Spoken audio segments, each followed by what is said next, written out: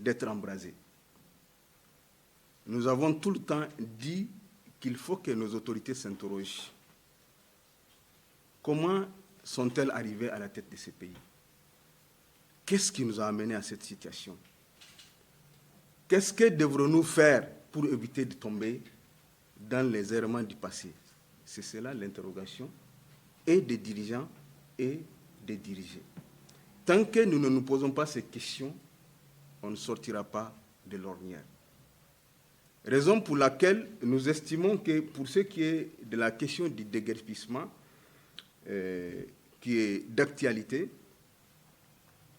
on se pose la question, est-ce que nos autorités, le plus souvent, en prenant des décisions, tiennent compte du contexte? Parce que quand on parle du contexte, même la loi, en droit, vous pouvez commettre une infraction, mais le plus souvent, on parle de l'opportunité de poursuite. Est-ce qu'en vous poursuivant, est-ce que c'est pourquoi on veut vous poursuivre, on n'aura pas pire que ça? C'est en tenant compte de tous ces éléments, de toutes ces réalités, que vous prenez une décision, même du point de vue judiciaire.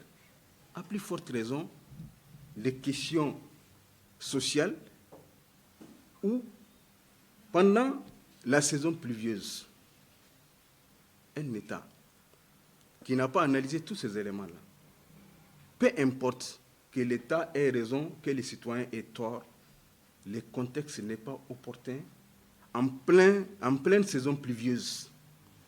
Même ceux qui ont des toits ont des difficultés, à plus forte raison ceux qui n'ont pas de toit. Pour un pays qui se dit 99% musulman, décider de telles opérations, ça nécessite d'étudier les contextes d'abord avant de procéder à l'opération. Mais, est-ce qu'aujourd'hui, tout à l'heure, ce matin, on a eu une pluie, nous avons une ville qui n'a pas de routes, vous n'avez pas d'autre priorité que d'aller déguerpir ceux qui sont dans la ceinture verte, alors que la ville de Niamey a des difficultés à ce que les citoyens se déplacent de part et d'autre. Et la ceinture verte, l'initiative ou la mission de la ceinture verte était quoi? C'était de sécuriser la ville. Aujourd'hui, la ceinture verte est au centre de la ville. La ceinture qui est chargée de ceinturer la ville pour la sécuriser, c'est la ville qui la ceinture et c'est la ville qui la sécurise. Donc,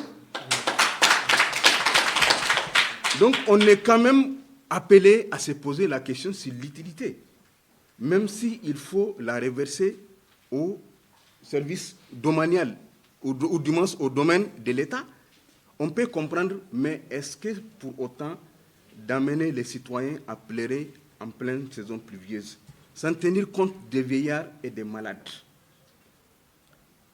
Ainsi, pour dire que dans la communication, nous avons constaté que les autorités mettent beaucoup plus l'accent, ou bien les citoyens mettent l'accent sur la question du déguerpissement.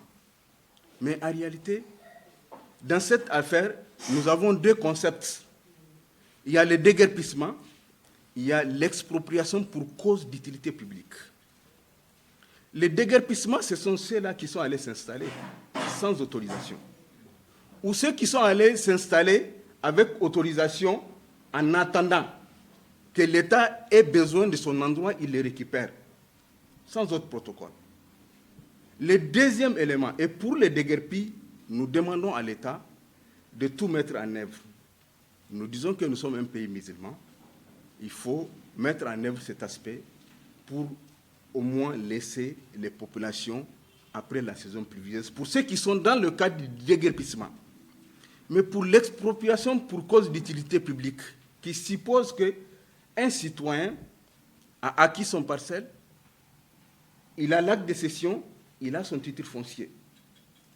Et là, le Code général des impôts précise en son article 785 que le titre foncier est définitif et inattaquable.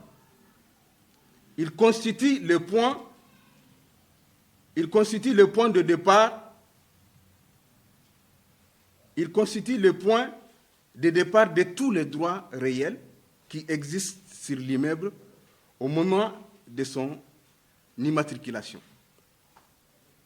La jurisprudence, ça renforce, qui précise que même si le titre foncier est faux, l'usager, c'est-à-dire les citoyens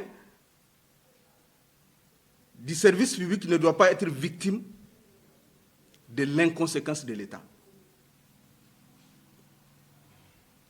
Dans cette affaire, même si c'est un faux titre foncier, on dit que le titre foncier est inattaquable.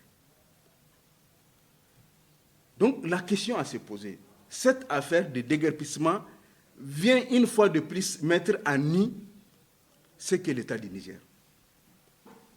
Un État que des individus utilisent l'État à leur propre fin, utilisent les moyens de l'État pour faire mal à l'État et aux citoyens.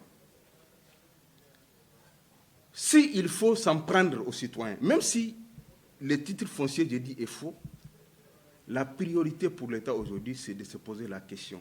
Cet espace public, le domaine public qui est inaliénable, ça veut dire qu'on ne peut pas aliéner, qu'on ne peut pas céder, qu'on ne peut pas vendre, que des citoyens ou des agents de l'État se donnent le luxe d'aller vendre.